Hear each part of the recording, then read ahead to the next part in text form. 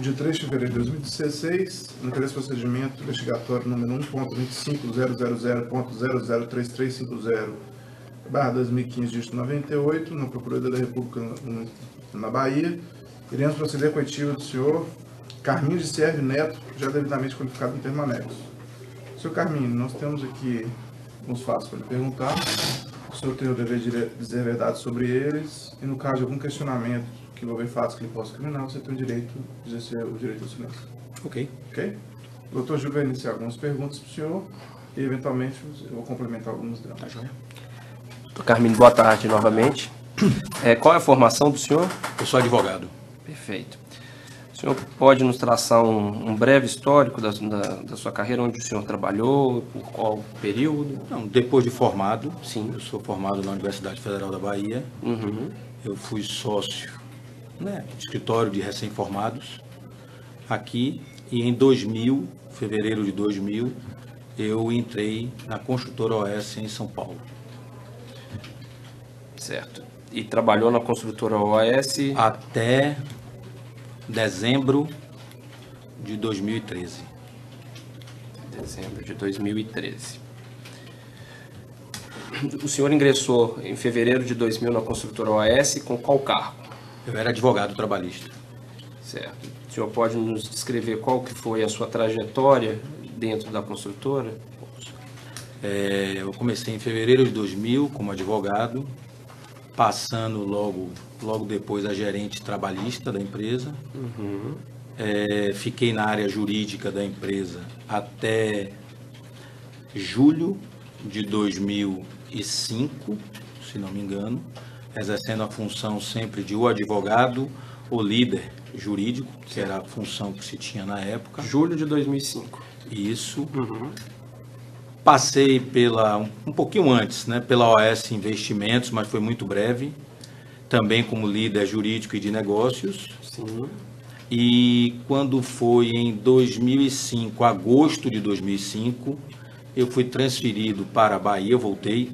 Até aí eu trabalhava em São Paulo, tá? De fevereiro de 2000 até julho de 2005 em São Paulo. Isso. Uhum. Aí eu voltei para Salvador. Sim. Para começar a prospectar o mercado imobiliário aqui. Certo. Bom, a partir de setembro de 2006, Uhum. eu passei a exercer a função de diretor da empresa de incorporação imobiliária do Grupo OS, que é a OS Empreendimentos. Certo. Qual que era o nome do cargo? Era Primeiro diretor. diretor alguma coisa? Não, diretor. Uhum. Não tinha, porque a gente não tinha negócios. Aí quando a gente teve o primeiro lançamento, que foi em setembro, e você pode variar um pouquinho, mês para cá, mês para lá, Sim. eu virei o diretor superintendente. Perfeito.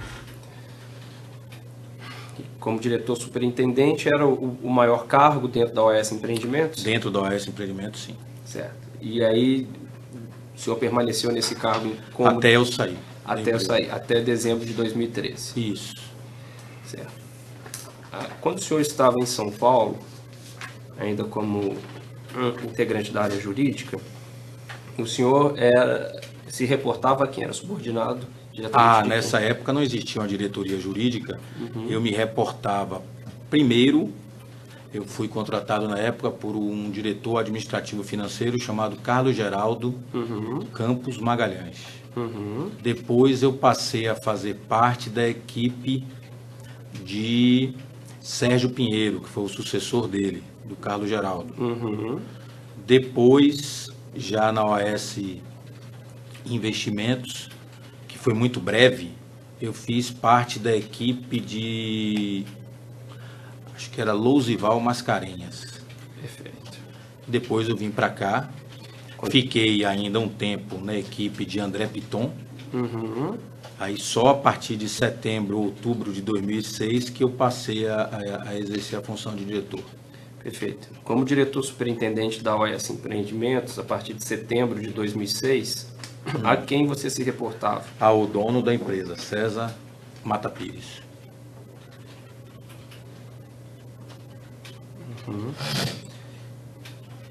E foi a ele que o senhor se reportou durante todo esse período, de setembro de 2006 a dezembro de 2013? Não. Até, se não me engano, 2011, sim. Sim. A partir de 2012, teve uma modificação na estrutura da empresa e eu passei a me reportar diretamente ao filho dele, Antônio Carlos Mata Pires.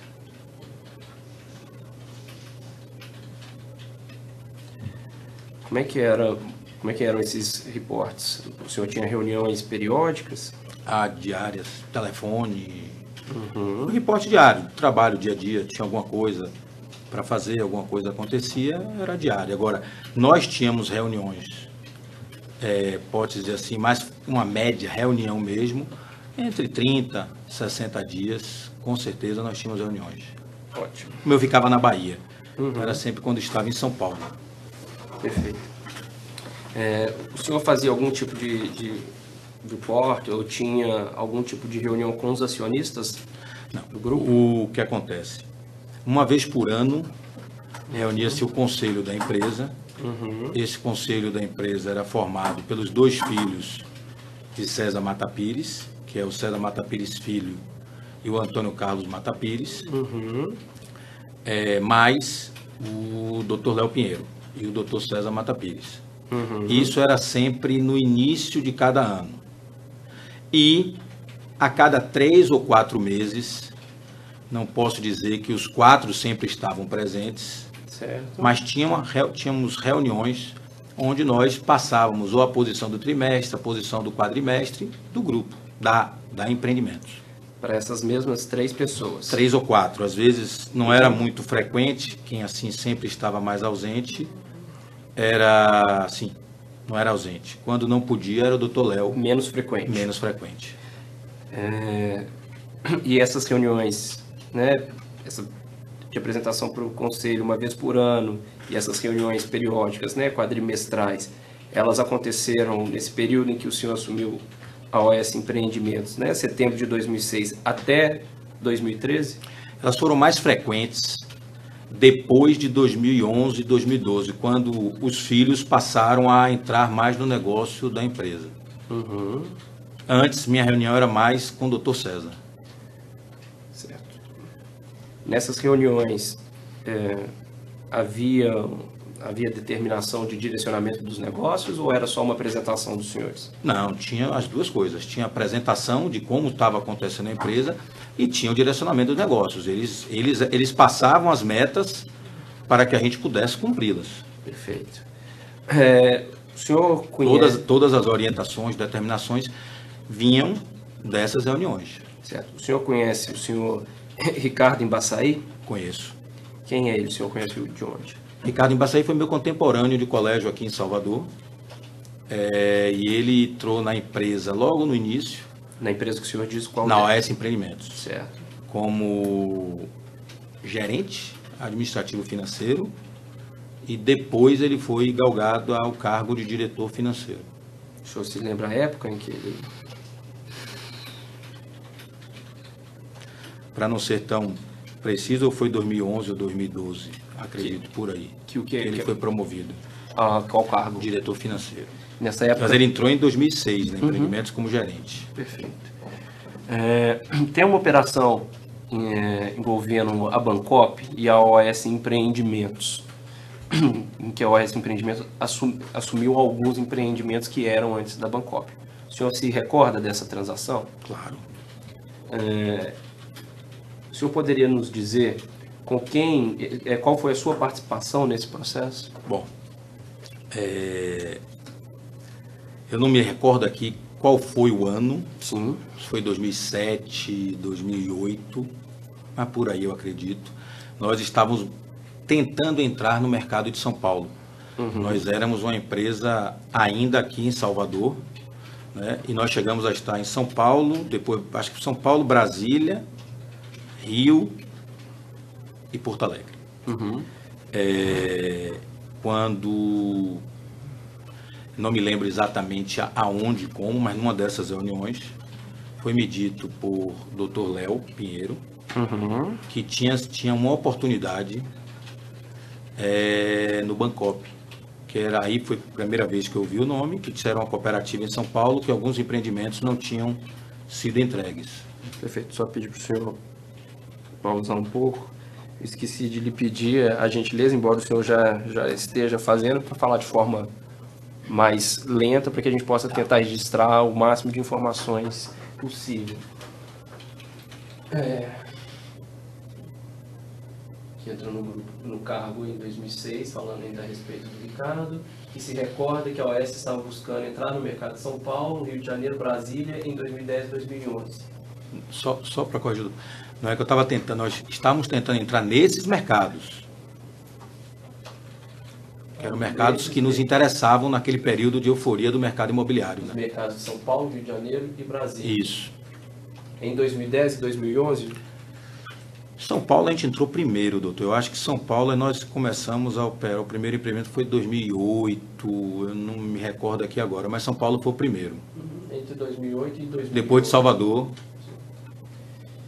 Em alguma destas reuniões foi dito pelo senhor Léo Pinheiro que havia uma oportunidade na Bancop em São Paulo. Isso. E em que consistia essa oportunidade? Não, que a cooperativa, a Bancop, era uma empresa, era uma cooperativa que tinha enfrentado algumas dificuldades e tinha parado alguns prédios, e que para a empresa, para a nossa empresa, que estava querendo comprar terreno, que estava querendo começar a aprovar projeto, começar a gerar negócios em São Paulo, quando você pega algo que já está começado, você tem uma celeridade maior. Certo. Então isso foi o motivo pelo qual nós acabamos começando essa parceria, esse trabalho com o Bancop. Perfeito. O senhor Léo Pinheiro indicou alguma pessoa para o senhor procurar? Andou na época, nós tivemos uma reunião, foi quando eu conheci o doutor João Vacari. Certo. O senhor diz, Não, nós tivemos uma reunião... Foi, porque na época foi para a reunião o meu diretor financeiro da época, que chamava-se Fábio Onamini, que eu me lembro bem, e na época foi o meu diretor de São Paulo, chamado Luigi Pet. Perfeito. Nós tivemos uma reunião na sede da Bancop, não me lembro o endereço, mas era no centro de São Paulo. Sim. E lá eles colocaram que tinham tido problemas em algumas obras e que já tinham empresas que estavam trabalhando alguns projetos para ele, e que se nós quiséssemos, nós poderíamos estudar alguns projetos, que foi o que aconteceu. Certo. Dessa reunião participaram o senhor, João Vacari, Fábio Ionamini e Luigi Pet. Luigi Pet, todos da OAS. Certo. Mais alguma pessoa? Tinham umas pessoas da Bancop, que eu não me recordo o nome aqui agora. Da OAS só... Da OAS só a gente. Quem que marcou essa reunião? Eu não me lembro, doutor. Não se Isso lembra? eu não me recordo exatamente. Certo. Mas foi isso, foi lá. Mas o senhor se recorda se foi o senhor? Não, não fui eu, com certeza não. Certo. Não, com certeza não fui. Eu não me lembro quem foi. Certo. Agora não fui eu. E a instrução que o senhor teve do senhor Léo Pinheiro nessa reunião foi para verificar a viabilidade do negócio ou para realizar o negócio? Até repetir. A instrução foi verificar a viabilidade do negócio, ver se ficava de pé, ver se era um bom negócio para a empresa. Certo. E realizada a reunião, qual que foi o Próximo passo foi nós visitamos alguns canteiros de obra deles. Sim. Eram projetos inacabados que merecia estudo de engenharia muito grande. Tá certo? Nós perdemos muito tempo fazendo estudo de engenharia. E então nós startamos o projeto, né? A partir daí, a área de São Paulo, minha diretoria de São Paulo, tocou o projeto junto com minha diretoria financeira. Eu me afastei. No caso, os senhores... Luigi Pet e equipe, e Fábio Onamini e equipe. Eu me afastei, tá certo? E eles começaram a fazer a modelagem financeira e a modelagem comercial e de engenharia. E aí startou-se o processo. Visita, obra, estudo, viabilidade, marketing, tudo que se faz. Nós lá na empresa, nós tínhamos 2 comitês que a gente sempre seguia, que era um comitê para a compra de ativo e um segundo comitê para o lançamento do empreendimento. Só se comprava, só se entrava em algum negócio se esse comitê, que era interno da Empreendimentos, aprovasse. Quem fazia parte? A todos os diretores. Quais eram os diretores nessa época, o senhor se recorda? Você tinha, vou falar tinha a diretoria de São Paulo, tá aí Luigi Pet, diretoria financeira Fábio Onamini, você tinha a diretoria de jurídica, que era o Adriano Ribeiro.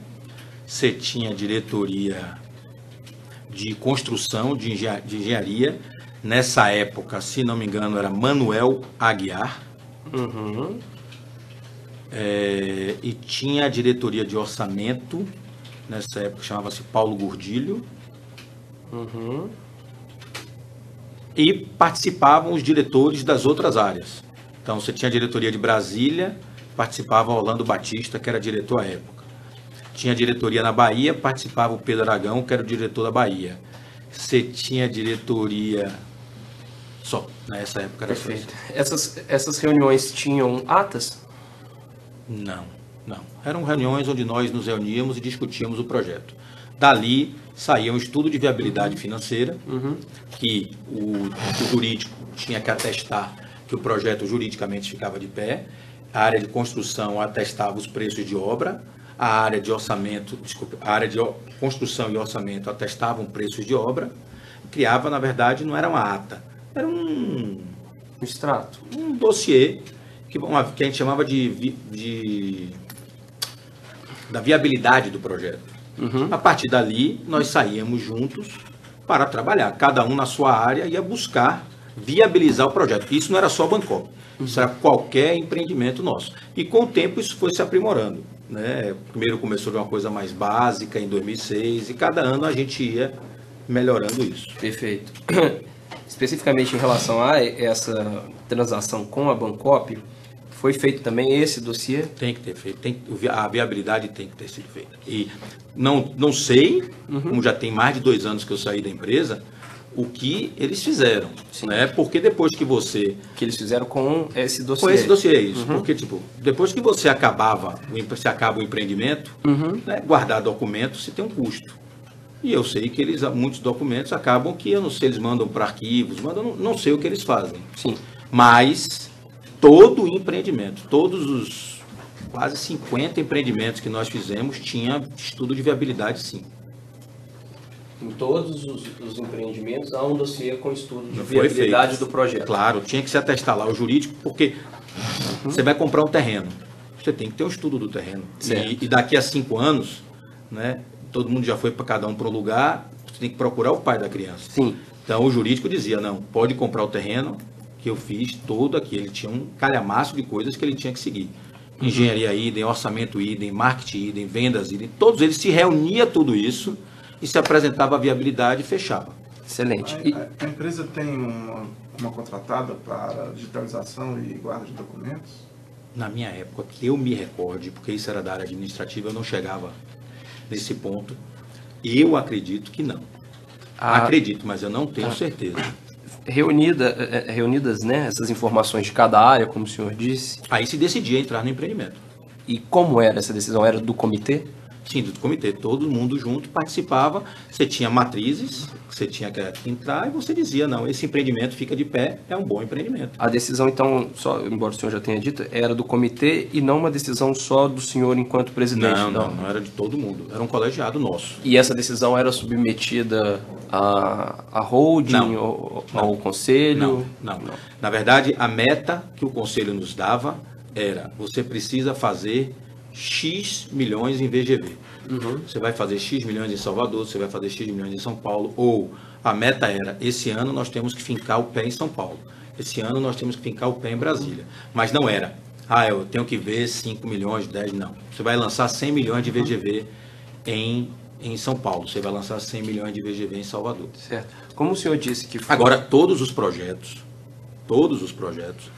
antes de lançar, eram de conhecimento principalmente do César Mata Pires e do Antônio Carlos Mata Pires. Sim. Todos eles sabiam que eram feitos. Algumas vezes, nessas reuniões de comitê, eles participavam algumas com todos, tinham reuniões com todos os diretores apresentavam a eles os projetos, apresentavam a eles os números e isso ratificava. Isso não era aquela reunião de 12 meses. Naquela reunião de a cada 30 dias, a cada 60 dias, com eles, a gente ratificava. Apresentava isso. Isso. Considerando que o Dr. Léo Pinheiro indicou essa oportunidade para o senhor depois deu algum feedback para ele? Não, o feedback que nós dávamos era nessas reuniões que ele participava, o projeto está andando, o projeto não está andando, conseguimos fechar o primeiro, conseguimos fechar o segundo, segundo transformar de cooperativa para incorporação e passava para ele. Mas esse feedback então foi dado a ele? Sim, se dava. Ele era sócio do grupo. Certo. Envolvendo também esses empreendimentos que foram da Bancopp, houve também uma emissão de debêntures. O senhor se recorda dessa emissão de debêntures da OAS Empreendimentos? A emissão de debêntures, ela não teve nada a ver com o Bancopp. Certo? A emissão de debêntures foi no momento de crise do mercado imobiliário, depois da quebra de 2008, 2009, abriu-se a janela das debêntures e nós entramos, independente de Bancopp. Certo. Só até para deixar mais claro, recursos que foram obtidos com essas debêntures foram aplicados em empreendimentos que a OAS recebeu da Bancopp? Eu tinha uma área financeira que era quem cuidava de toda a aplicação do dinheiro. Né? Eu não me metia nisso, tá certo? Eu apenas sei que do dinheiro, dos 300 milhões, vários empreendimentos, eles ficaram cada um com um pedaço. Se foi empreendimento do Bancopp, se não foi do Bancopp, isso eu realmente não sei entrar aqui no detalhe com o senhor. Minha área financeira tinha total liberdade para dizer, eu vou colocar dinheiro aqui, eu vou colocar... Não era um advogado que ia dizer, a melhor forma, mais barata de você achar o dinheiro é aqui e ali. Não, isso era decidido pela área financeira. Certo. Desse processo de emissão de debêntures, o senhor teve alguma participação? Doutor, eu tive. Qual foi a participação? Eu assinei, se não me engano, num evento da Caixa, o termo. E acompanhava todo mês. Ademais, todo o processo das debêntures eram acompanhadas diretamente pela minha área financeira, que era o Fábio Anamini e o Ricardo Embaçaí. Eu não, assim, não é o meu dia a dia. O senhor disse que foi esse evento. O senhor se lembra quais eram as outras instituições que estavam presentes? Não, eu acho que esse evento, doutor, foi um evento aqui na Bahia, que era alguma coisa da Caixa Econômica. Era um feirão. Sabe aqueles feirões de imóveis que tinham? Pronto. Nesse feirão, nós assinamos não sei como é que se chama, o termo de debênture, um documento, a escritura, alguma coisa assim, e assinamos. Tinha uma pessoa da Caixa, eu não me recordo aqui, eu, tinha meu staff, todos da empreendimento, assinamos mais uma coisa de... Formal, protocolo. 3 minutos, 5 minutos, só por causa do evento. Pediram que fizesse nesse evento, a gente fez.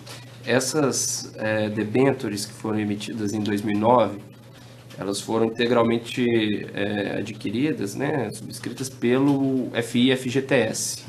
O senhor conhece alguém ou conheceu alguém do FI-FGTS? Não, é como eu digo ao senhor.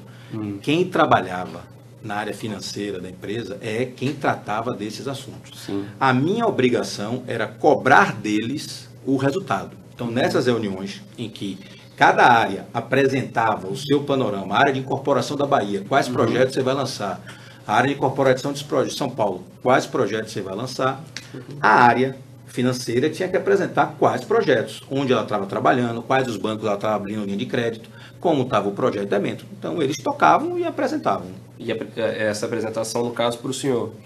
Nesse comitê. Nesse comitê. Isso, e às vezes por comitê também com os sócios. Certo. E nessas apresentações, eram apresentados os empreendimentos que estavam recebendo os recursos? Não, porque, como eu digo, na hora que você está fazendo a apresentação do lançamento, você não sabe ainda qual empreendimento você vai aplicar o dinheiro. Por quê? Porque você depende, primeiro, às vezes, da assinatura do banco, que é posterior. Você depende, às vezes, da quantidade de venda de apartamentos. E isso é que vai dizer onde você vai alocar. Muitas vezes era no meio do caminho que o financeiro saía para alocar. Tá certo? O normal era, quando você lança um empreendimento, você já sair com o banco, a instituição financeira que vai financiar. Esse é o normal. Mas muitas vezes, no meio do caminho, acontecia de mudar a instituição financeira. Por exemplo, o HSBC, em 2009 ou 2008, deixou a gente na mão. Ia financiar empreendimento, depois não quis mais financiar, teve que correr atrás de outros bancos. Certo. Então não era uma coisa assim muito... Certo. O financeiro tinha liberdade para escolher como alocar recursos. Perfeito. E como o senhor disse, era o bem financeiro, né? O que parece que cuidava dessa emissão. Sim. Mas só para poder registrar, o senhor conheceu alguma pessoa ou alguma empresa que tenha atuado nessa emissão como agente fiduciário? Não, que eu me lembre aqui não. Como agente de garantias? Também que eu me lembre aqui não. Perfeito. O senhor conhece uma pessoa chamada André Luiz de Souza? Doutor, ligado a esses assuntos, assim, não me vem nada à cabeça. Certo. Marcelita? Conheço. Essa eu não conheço. Mas esse nome é um nome diferente. Se eu via comentários lá pela equipe financeira, vou ter uma reunião com Marcelita, vou ter uma reunião... Esse nome eu já ouvi. Mas não conheço. Se me perguntar se é alta, magra, baixa, Sim. gorda, eu não sei. Mas eram reuniões a respeito do que se mencionava esse nome? Eram reuniões, se não me engano, sobre aprovações de crédito, alguma coisa assim. Mas o nome Marcelita eu já ouvi. E em que época o senhor escutou o nome dela? Não consigo precisar para o senhor. Mas eu ouvi. Esse nome não me é estranho. Eu não conheço a pessoa. Sim, mas era relacionado a essa emissão de debêntures? Não me lembro, doutor. Isso aí, se eu falar para o senhor... se fosse o nome João, talvez eu dissesse que não me recordo. Mas Marcelita é um nome diferente. Esse nome eu já ouvi. Perfeito. Mas não sei quem é a pessoa. Em relação ainda a OAS Empreendimentos ter assumido os empreendimentos da Bancop, esses empreendimentos tinham alguma peculiaridade que aumentava ou diminuía a margem de lucro que a construtora tinha? É o seguinte, doutor.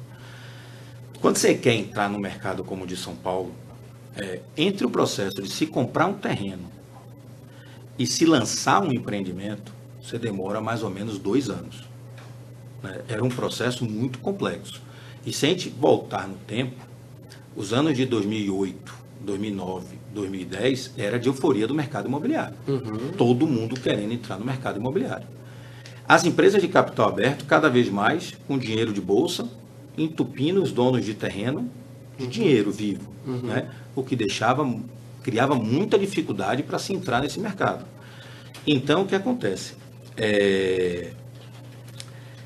Os empreendimentos Bancop, você tinha um trabalho jurídico a ser feito muito grande, que quando você tinha que contactar cada cooperado, o cooperado tinha que aceitar o termo de adesão, você tinha que fazer um estudo de obras inacabadas, que era muito complexo, você contratava firma de engenharia para fazer isso. Imagina, você pegava prédios, ficavam parados ao bel prazer do tempo, 3 anos, 4 anos. Então, isso requer um estudo muito grande. Então, se estudava bastante. As margens não eram as mesmas de um empreendimento normal, mas eram boas margens. Se você entrava no empreendimento, talvez com... Falar aqui números é difícil, mas talvez esses empreendimentos Bancop seria 10%, 15%, 20% menor do que a margem. Mas, mesmo assim, era interessante para a gente. Por quê? Eu saía na frente, eu pulava etapas. Então, eu já conseguia lançar um empreendimento mais bem, assim, adiantado. Então, isso era o que interessava para a gente. Era uma estratégia, realmente, doutor, de entrar em São Paulo. O senhor, depois dessa reunião que o senhor teve, aquela primeira reunião que o senhor disse com o senhor João Vacari, o senhor teve mais algum encontro com ele? Eu devo ter estado com o senhor João Vacari umas 3 ou 4 vezes. Era sempre sobre Bancop. Geralmente era quando esses estudos atrasavam e ele queria saber novidades. Então, nós tínhamos na época um gerente que tocava esse projeto. Quem que era? Telmo Tonoli. Depois ele virou diretor de São Paulo, depois que o Dr. Luiz de Pet saiu. E quando tinha atrasava alguma coisa, o pessoal do Bancop dizia até, Telmo, vamos fazer uma reunião para poder ver como estão os projetos. Geralmente eu ia quando estava demorando de algum projeto andar. Mas era só dar feedback, tá assim, não tá assado, coisa de meia hora e acabava. O senhor ia aonde? Bancop. As reuniões eram na Bancop. Alguma reunião aconteceu na OAS Empreendimentos? Não, nunca estive com o senhor João Vacari na OAS Empreendimentos. Certo. A estrutura da OAS Empreendimentos, fisicamente, voltando ainda um pouco lá para a época de 2006, Ela estava sediada aonde? Salvador. Ela ficou sempre em Salvador nesse período que o senhor esteve, de 2006 a... Eu sempre fiquei em Salvador pela OAS Experimentos. O que aconteceu é que a partir do crescimento de São Paulo, alguns executivos, a gente foi mudando algumas áreas para São Paulo. Então a base ficava aqui em Salvador e nós tínhamos a diretoria operacional de São Paulo. Em 2013, início de 2013, nós migramos para São Paulo a área de engenharia, migramos a área financeira e jurídica. E a partir de julho de 2013,